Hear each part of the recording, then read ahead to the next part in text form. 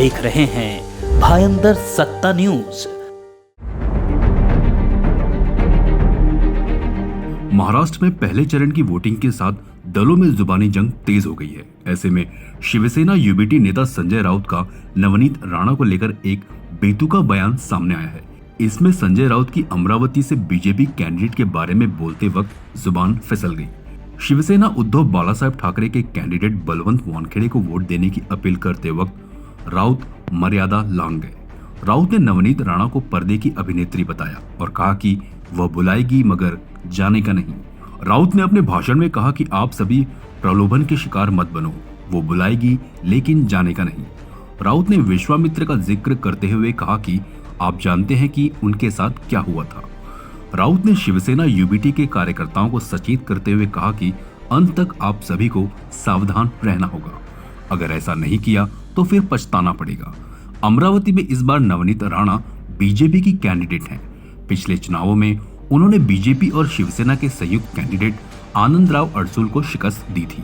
राउत का नवनीत राणा का दिया गया बयान काफी सुर्खियों में आ गया है। राउत ने इसके बाद यह भी कहा कि अमरावती की लड़ाई बलवंत वानखेड़े और डांसर और बबली के खिलाफ नहीं, बल्कि ये लड़ाई मोदी के खिलाफ उद्धव ठाकरे, मोदी के खिलाफ शरद पवार और मोदी के खिलाफ राहुल गांधी की लड़ाई है। राउत के नवनीत राणा पर दिए गए बयान को लेकर महाराष्ट्र बीजेपी ने पलटवार किया है।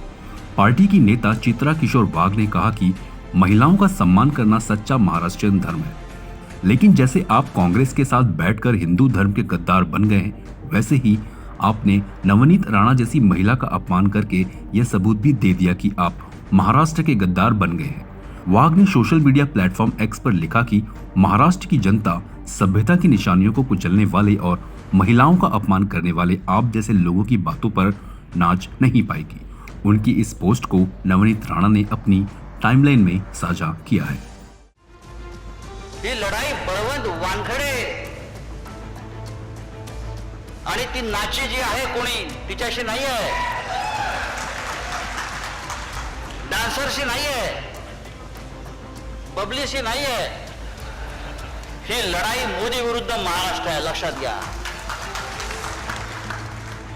ही लढाई मोदी विरुद्ध महाराष्ट्र, ही लढाई मोदी विरुद्ध उद्धव ठाकरे, ही लढाई मोदी विरुद्ध शरद पवार, ही लढाई मोदी विरुद्ध राहुल गांधी आहे। आणि संजय राऊत, स्त्री सन्मान करणं हा खरा महाराष्ट्राचा धर्म आहे। पण तुम्ही जसे काँग्रेसच्या संगतीमध्ये जाऊन हिंदुत्व द्वेषी झालात, हिंदुत्व द्रोही झालात, तसेच नवनीत राणा सारख्या महाराष्ट्रातल्या एका स्त्रीचा अपमान करून तुम्ही महाराष्ट्र द्रोही आहात याचा पुरावा तुम्ही आज दिलाय। त्यांना नाची म्हणून तुम्ही या महाराष्ट्रातल्या मराठी स्त्रीचा अपमान केलाय सर्वज्ञांनी। स्वतः काँग्रेसच्या फडावर तुणतुण घेऊन मरकट नृत्य करणारे तुम्ही संजय राऊत, तुमच्या डोक्यामध्ये अशी विकृत भाषा येणारच, कारण तुमचा मेंदू आहे ना सडलेला आहे। स्वर्गीय बाळासाहेब राजकारणामधल्या किंवा देशातल्या राज्यातल्या महिलांचा सन्मान करायचे आणि तुम्ही बाईच्या पदरावर राजकारण करणारे सडक्या मेंदूचे सर्वज्ञानी आहात। तुमच्या आज ताळतंत्र सोडलेल्या भाषणाचा मनमुराद आनंद काँग्रेसच्या आमच्या भगिनी ज्या नेहमी ज्ञान देत असतात अशा यशोमती ताईंनी सुद्धा लुटला आणि त्यावरून काँग्रेसची महिलांबद्दल असलेली काय मानसिकता आहे हे संपूर्ण महाराष्ट्राने पाहिलं। सभ्यतेचे सगळे संकेत पायदळी तुडवत सर्वज्ञानी महिलांचा अपमान तुमच्यासारख्या शब्द पिसाटांनी केलाय। तुम्हाला महाराष्ट्राची जनता नाचवल्याशिवाय राहणार नाही। आणि कोण आहात तुम्ही सर्वज्ञानी? तुम्ही ते सर्वज्ञानी संजय राऊत आहात ज्यांनी मुंबईमध्ये आर्थिक घोटाळा म्हणजेच लोकांना पैशामध्ये फसवलेले आरोपी आहात, जे जामिनावरती बाहेर आहात।